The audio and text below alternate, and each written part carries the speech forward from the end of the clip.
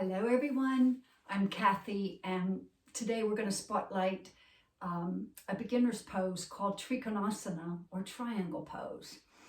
And although Trikonasana, a triangle pose, is classified as a beginner's pose, I really think that there's a lot of really complex components to this pose.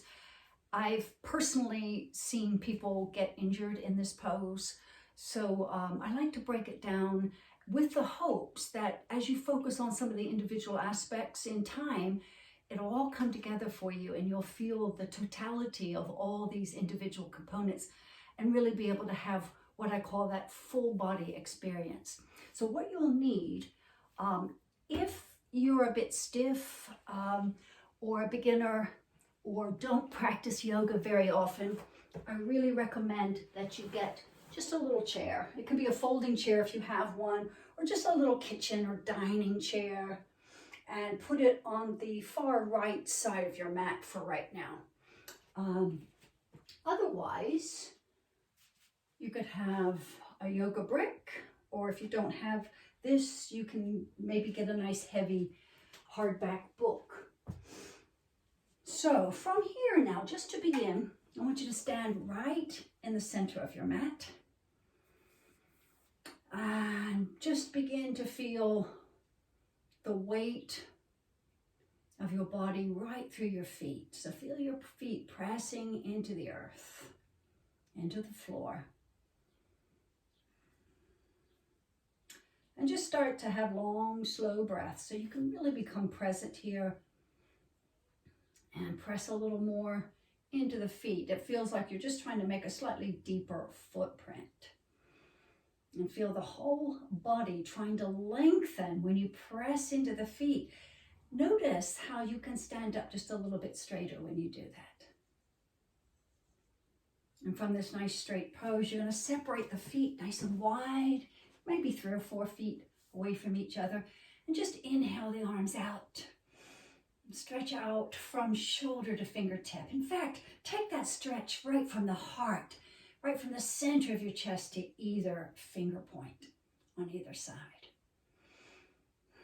Look up just a little bit, open the throat, open the chest as you inhale, and when you exhale, lower the arms. Just for now, you can go ahead and put your hands on your hips, rotate those right toes out towards the right. Now, if you've got a chair, what I suggest is that you get close enough that the whole of your foot is under the chair.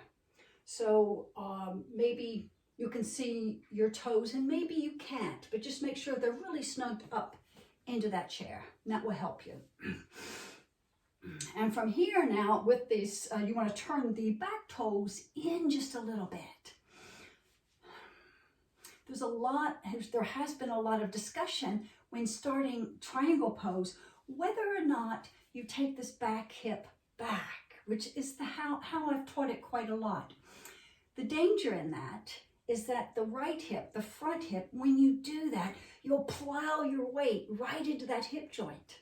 Well, I'm going to ask you not to do that. So with awareness, I want to just make sure that your pelvis can tilt side to side before we begin. So just let your back hip just go straight back just a little bit. And with that, don't lean into that front hip joint. So you're still really long through the torso. Breathe the arms right out to the sides. And from this starting position, again, feeling the groundedness in your feet so you can keep length through the whole of the body, you're going to start to lean towards the right.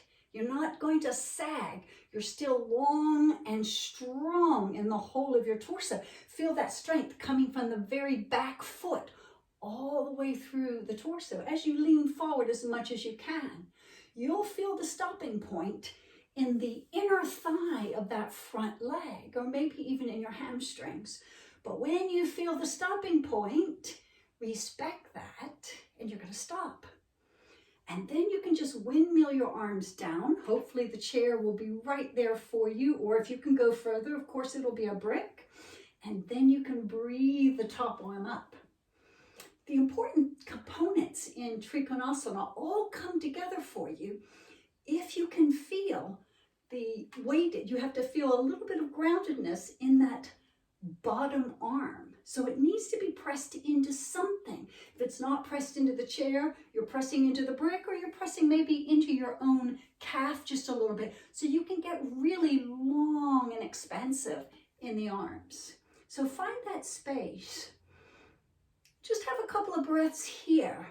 What I want you to feel is that the spine is supported with the strength of those legs, the rootedness of your legs. They're so strong, they're supporting you.